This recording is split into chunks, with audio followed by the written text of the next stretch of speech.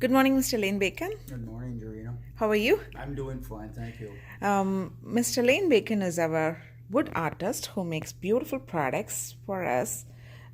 These are his elegant products. Uh, People ask me all the time, which is your bestseller? And this is our bestseller, whatever he makes. I have more varieties in the store, but these are the popular picks. These are elegant and handmade, very good quality, and priced very well, which everybody can afford. So I would like to thank you so much for coming today to our store and doing this for our customers and people who wants to start their career in woodworking. I have a few questions for you, which is, well, let's start with about you. What is your background before woodwork? Before woodworking, I was born and raised and educated in Minnesota. By training, I am a professional engineer, civil engineering. I have very little formal training in woodworking. Okay. I've had a couple of professional classes in wood turning, but most of what I have done is learned by reading and trial and error. Wow.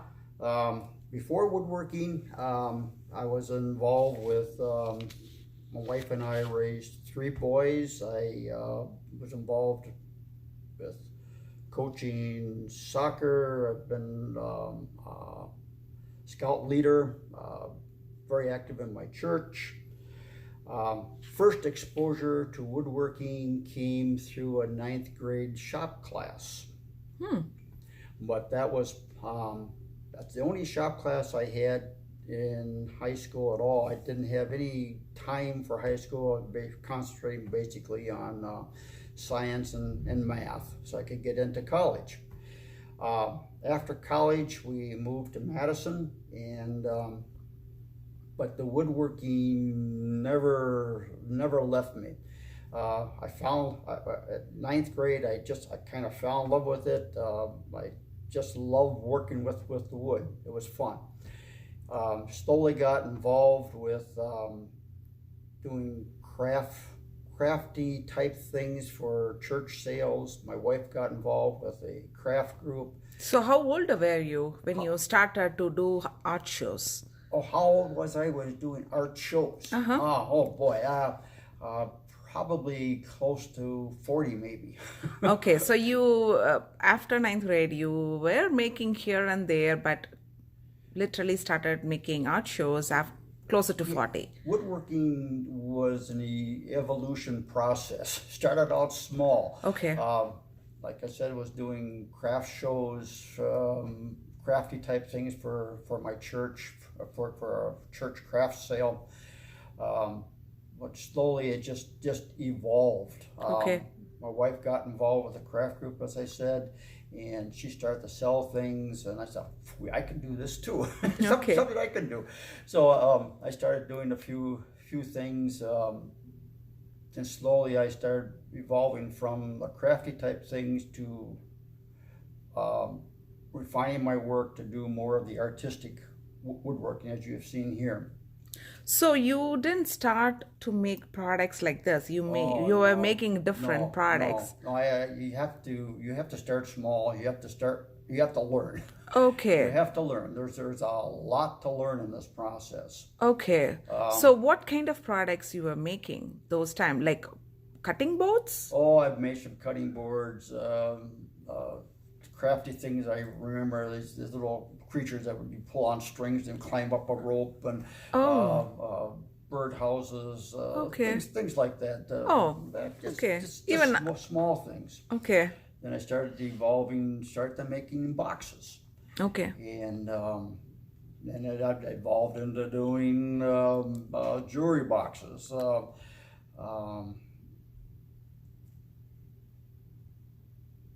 Through the art shows that I was doing, shop owners would come to see me, and they say, can I supply them with things? And the whole process just evolved. Okay. So you didn't go for that. It came to you because you came to had me. It came to passion me. of the woods. I had a passion for doing woodworking, and I have never gone out to market my things other than selling through the art fairs. That is wonderful. People have come to me. But it's which very is- difficult to do art fairs. Art fairs are hard. They are really difficult. Most people, you're not going to get rich doing this stuff. You have to have a passion for doing what you're doing. That is so true. All my people tell me, you are not going to be rich making products. You have to have a passion. Of course, people are getting richer, but they double up whatever they are making. Not in our store, not with you. I have seen you. And all my people who bought the products, everybody talks to me about that. And thank you so much for doing that. I'm glad to be here. Thank you. So, does your wife help you with the sales, or does she? My wife doesn't spend any time in the shop per Okay. se. She doesn't help me with any of the construction process. But maybe I the last. consult her many times with ideas and Okay. how does this look? Will this Okay. go? Will this do? She will help me with the finishing process. Okay. The finishing process that I use is a 3-coat process. Okay. And she is kind enough to spend some time in the shop Sure. to help me with this, Sure. with that. Okay. But But it's all you. basically, the construction process is all mine. I don't have any help in the shop. It's The shop, in the sense you have a. I work in my home. Okay. I have a couple of rooms dedicated to Wow, to couple woodworking. rooms. Wow. I am fortunate enough that all the money I've made from doing art shows, I've been able to recycle into buying equipment. Oh. Okay. So equipment's not cheap. Okay. I always tell people to buy the best quality equipment that you can afford. You Okay. can always upgrade, Okay. But- but you can't buy top of the line stuff immediately. You just can't afford it. Okay. But I've been able to reinvest most of the proceeds that I've gotten from art shows into buying better equipment. Okay. I don't do a lot of handwork per se, as people would say, but I try, because I do production work, I use equipment. I use saws and planers and Of course, that's how you can able to sell. yeah, that's Make why I and can sell. make things. If you yeah. try to do if you try to plane a board by hand, try to cut all your joints by hand, you just can't make money doing that sort of thing. Sure, it takes hours and hours and hours. Okay. I try to focus on mostly functional things. Okay. I don't like to do furniture. I don't have room to do that. Okay. But Okay. my Because it products is are all big? functional. Yeah. Okay. Okay. So all your products are functional. Okay. So I have one quick question, because you mentioned about the equipments, which is very valid point you gave us, that start with the best but go slow. Always upgrade. Always upgrade. Yes. How much? What is the most important? I'm not asking how much. What is the most important one thing which a newbie who wants to start a career in woodworking, what he has to buy? I feel that in order to do good quality work, you probably have to have a table saw, Okay. a planer, and a jointer. Okay. I don't know what are these, but you understand but what people, those are. But people who are going to yes. do this type of work, Uh-huh. those are probably 3 basic tools that you need. Okay. Because you got to start out with square and flat wood. Okay. And you need a planer and a jointer to do that, Okay. and a table saw. Okay. It's much easier to cut boards with a table saw than Okay. it is with a radial arm saw. Oh, okay. But so those 3 tools are the ones that I feel are essential Okay. to start with. That's okay. Thank you. Yep. Where do you source your wood? Okay, wood. People always ask me, where do I find my wood? And I tell them, wherever I can find it. Okay. Since you are in Madison, Wisconsin, Verona actually. Yes. So where do you find wood all over Wisconsin or just in Madison, Verona? I find it wherever I can go. Okay. If you travel. I travel. I've been up to the UP to buy bird's eye maple.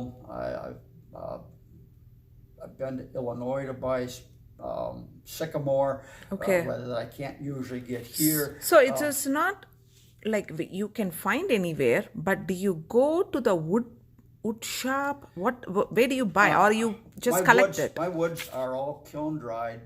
I buy from commercial suppliers. Okay, okay. You buy from commercial suppliers. Once in a while, you can find locally harvested woods. Okay, But the problem is it has to be, for me, it has to be kiln dry. The moisture content of the wood has to be down to about 6 to 8%. okay, Otherwise, it's going to shrink and crack. okay. Oh, that's the quality. Yeah. Okay. Is that expensive to buy a wood like that? Wood is expensive. It's getting more expensive. I used to buy my wood right off the mill for $1 a board foot, $1 a square foot, Okay, or board foot, okay, for the inch thick board. okay. And now it's probably $4 to $5. Wow, Over the last 30 to 40 years, it's just gone up. wow. Did you increase your product pricing? Oh yes. Okay. You have to reflect the cost of the wood into the price of the item. The jewelry box here you're looking at here, that's this box. Okay. Which is curly birch. Okay. And that's not cheap. Yes. And the price of the item reflects that. Bird's eye maple is not cheap. Mm-hmm. I have to go to the UP to buy most of my bird's eye maple. Okay. For some reason, the best bird's eye is found in the UP. Okay. It just grows there. Okay. Will you include your travel and the wood product and your time? Because, as I said, everybody tells me the same wood, they can find it outside, online, in handmade craft shows, or double the cost what we are selling. And will you include all your transportation, everything when you price the product? Pricing is always hard. Okay. I try to price my things affordable so that people can buy a quality item at an affordable price. Okay. Yet feeling that I can make some money. Okay.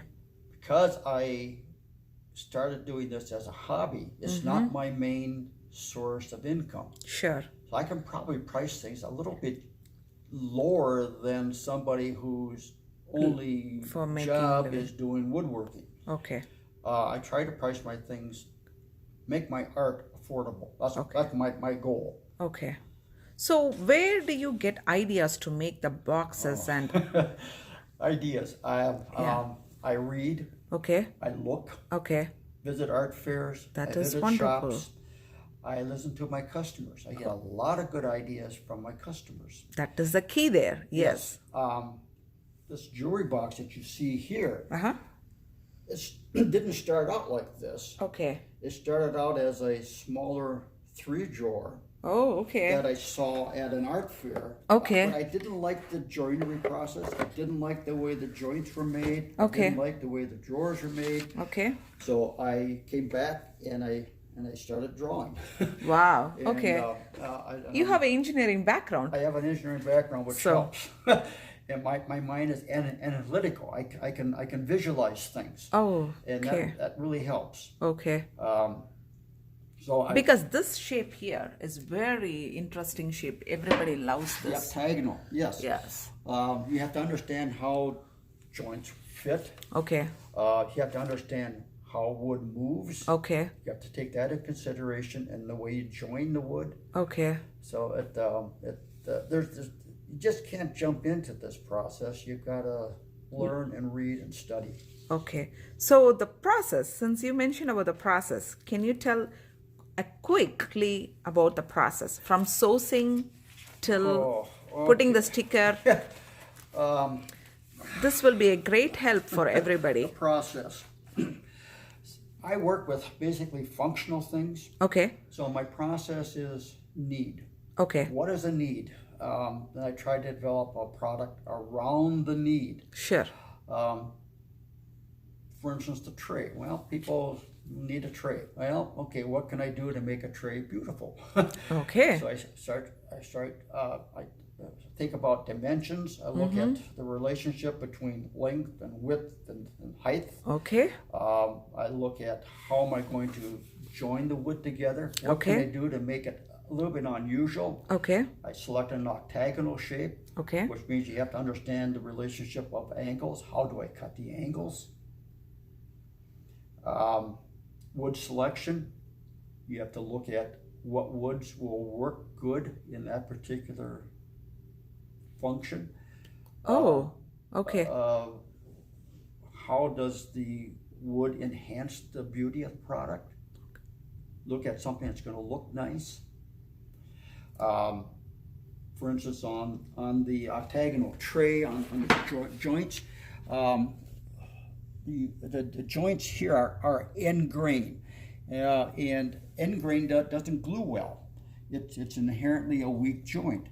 So what I've done with that, I've cut in splines or keys, and those keys serve two functions. One is to reinforce the joint, as well as to give a sense of beauty to the tray. I always thought it's your design. I never thought it's an engineering concept here. Wow. It's Wow. engineering as well as beauty. Okay. So you have to take that into consideration. Okay. Wood selection, as I said, bird's eye maple makes a nice looking tray, as does a curly maple. Cherry is my favorite wood to work with. It's so beautiful.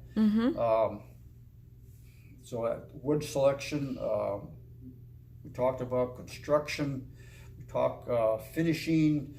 On the trays, I use 2 coats of a hand rub oil finish, and I coat that again with polyacrylic to give water and moisture protection. Pricing is always tough. I used to really looked at how much time it takes me to make it, what's the cost of the wood. Okay. And you price it accordingly. Okay. Okay. So, did I miss any question? I have one quick last question, which is, are you available to teach somebody who would like to come and see your mission? And then, because some high schoolers, if they want to start, or somebody laid off from the work and they want to start something and they wanted to start woodworking. I am always open to having people come to my house and look at my shop. Okay. I can talk to them. Okay. Explain how I'm doing this, go into more detail Okay. about woods and wood sourcing. Okay. And if they want to work on a project with me, I'm more than willing to take some time out to help them with the project. Okay. And mentor them. And mentor, yes, I've done that. Okay. Okay. So it's fun. I like to share my experience if I can. Oh, that is wonderful, because it has to come from heart. I can literally see that you are very passionate about doing this product. You have to be passionate. You're not going to get rich doing this stuff. I make a profit from my business, but it's not nearly what I would like to have. Sure. It takes a lot of time. I probably get $1 an hour for my work. Oh my. But it's fun. I enjoy it. Oh, wow. Okay, there you go. Thank you very much for sharing your honest opinion and honest input about the woodworking, and it will definitely reach out many people. And I want to, because people always ask me, who made this? Oh, what? How old are you now? How old am I? Uh-huh. I'm 77. Oh, and you're doing it for 40 plus 40 plus years, yeah. years. Yeah, Oh, wow. yeah, Okay. yeah. And so people always ask me, who did this? And it's so elegant. And now they know the process. And where did you source your wood and everything? And I do this because I enjoy it. thank you very much, sir. Thank you very much for taking like close to 20 minutes for us. Thank Oh, you. you're welcome.